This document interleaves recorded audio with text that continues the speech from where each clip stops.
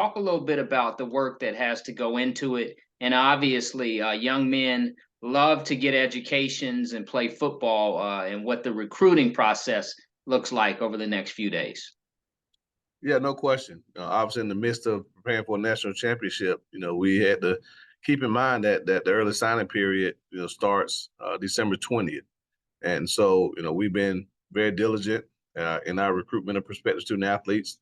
Our director of recruiting, Devin Richburst, has continued to reach out and go see prospective student athletes. Even went to see some while we were in Atlanta. And so, we know we have some huge shoes to fill. We lose some really great players from this program. Jeremy Musa, Isaiah Major, Marcus Riley, Jamarie Shareed, Eric Smith. The bulk of our interior defensive linemen. So we lose a lot of star power. Kamari Young, who had a huge game in the classic, in the championship game. And so, we got to try to do our best job to fill those voids. And so we'll have a plan we have a plan to sign a few guys in the mid-year. We won't try to fill every need in January, but we will fill a lot of them. And then we obviously have our February recruiting period signing day coming. And then we'll keep a couple of scholarships even for the May transfer portal window that opens up after spring ball. So, very strategic in our recruitment, how we want to continue to build and grow this program the right way. But we want to bring the right type of young men in, that one, have a commitment to excellence, like you said, in everything they do, academically, athletically, socially, guys that fit our locker room. Our culture is very strong here, and we want to continue that. And so, don't want to bring in a bunch of guys that aren't about team. If you're an individual, you'll stick out here like a sore thumb. And we want to make sure we continue to bring guys in that are a part of the team concept. And obviously, they got to be able to play a little bit of football.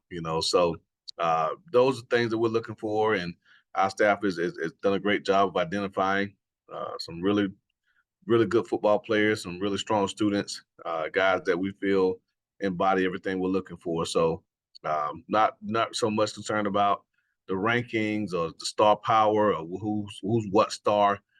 We want to bring the right type of guys into this program because we won with a bunch of no stars, and we want to make everyone know that you don't have to go try to swing for the fences or catch the quote unquote big fish.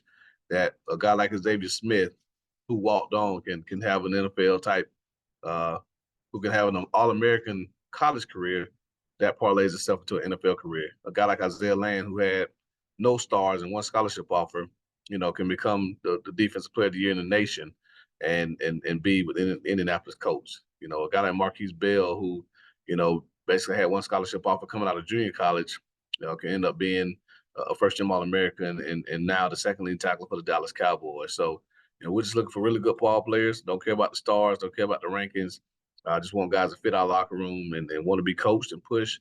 And if we continue to do that and get the right guys here, we feel confident that we can have the sustained levels of success that our Rattler Nation has come accustomed to. Coach, there's three different avenues. There's the high schoolers who are looking to expand and move on to college. There are junior college student athletes, and then there are college athletes who are maybe Power 5 or HBCU or across the land. Just take us into, those are three different avenues of student athletes, pools, if you will, of young men who want to play on Saturdays and what that's all about. Yeah, no, there are definitely three avenues, like you said. You have your high school recruiting that's been around forever. You have your junior college recruiting that's basically been around forever. And now the advent of the transfer portal has really made that an area that people lean heavily on recruiting. And so we're strategic in how we attack each one.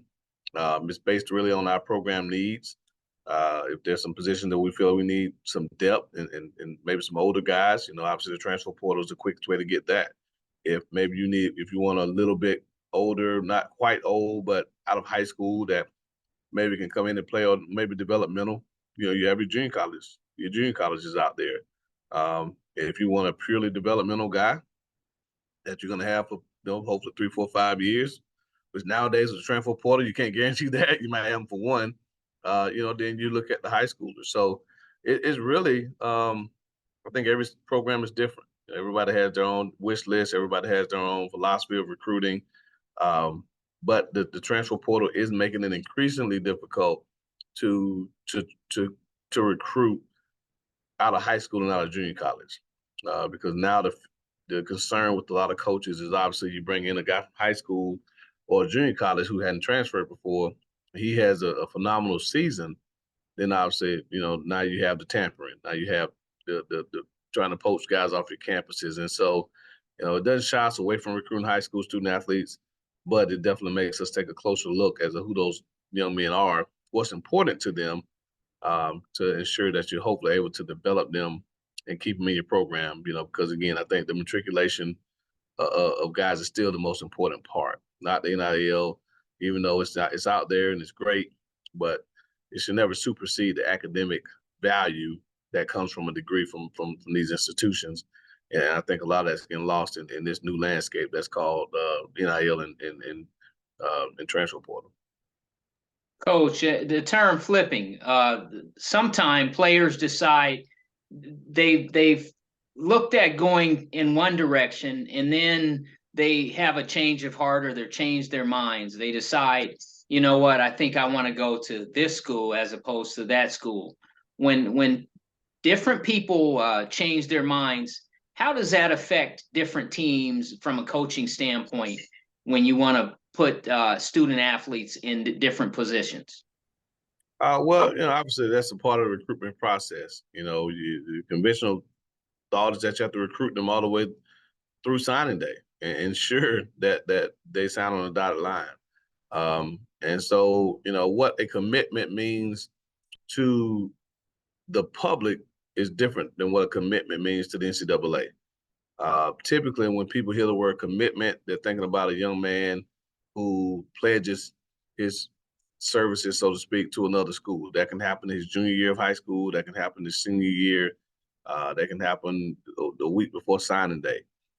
That's what a commitment, quote unquote, means to everyone else. But when the NCAA speaks on commitments, they're talking about guys who actually sign on signing day. So you're not technically a committed student athlete until you sign in a national letter of intent.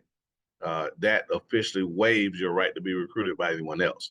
And so when you see the decommitting and the quote unquote flipping, that's what it is. It's guys that have not signed a national letter of intent who are exhausting their options. We kind of liken it to they're out in the dating world.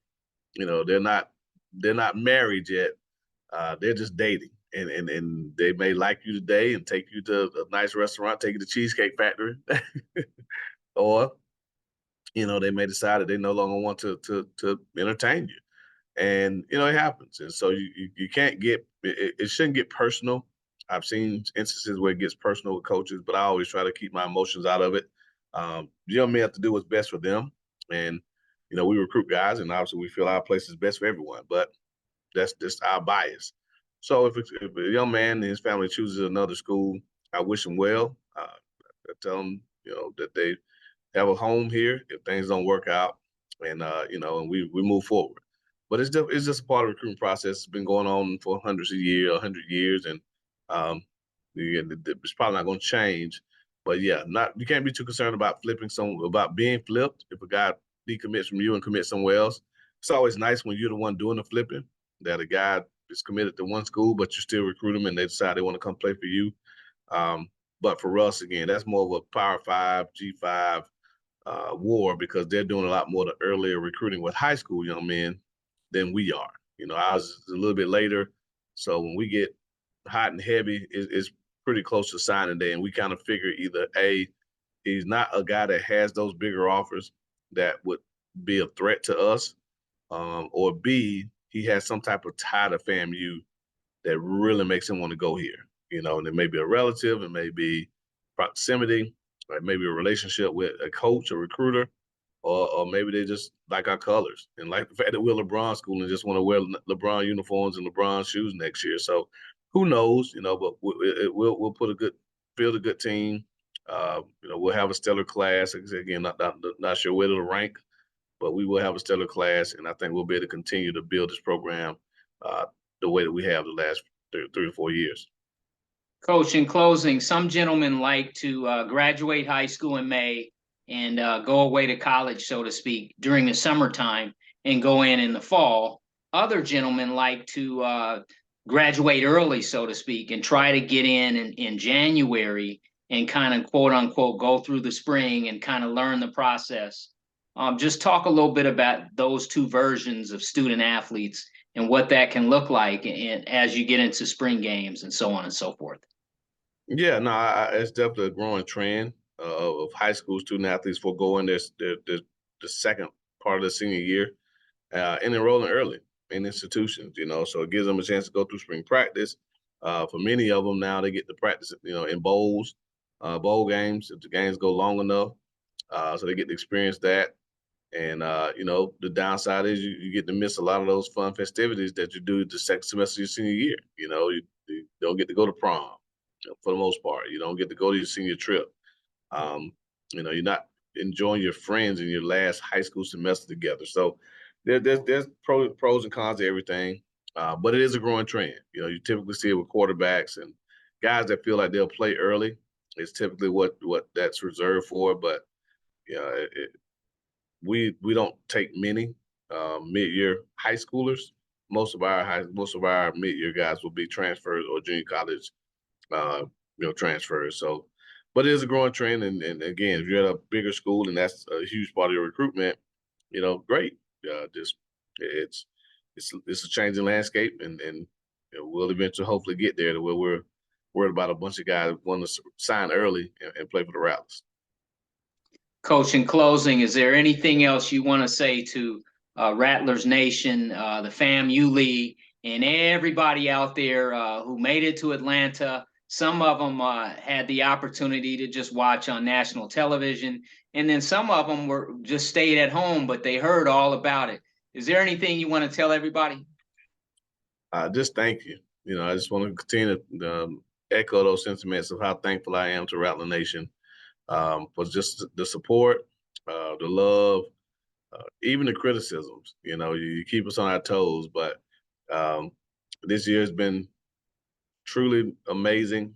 Couldn't ask for a better ending to this season, and we look forward to bringing this thing back again. And so, going to continue to need your support, spread the word, and have people join the Rattler Boosters, become Investing Champions members, buy your season ticket packages, um, you know, participate in our fundraisers when we start them.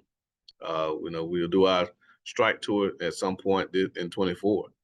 We need to see everyone there. We need to spread the word. So just we love the experience we had this weekend. Obviously, Rattler Nation wants to run it back. Well, as much as y'all love Coach Simmons, and I appreciate the love, it's a lot more than me that makes this thing happen. And we want to, much like you want to keep me around the House of Seven Hills, I want to keep those that are assisting me in doing my job. And that's my assistant coaches, that's our support staff, that's even the student workers, that's our grad assistants. And so just ways to support them go a long way.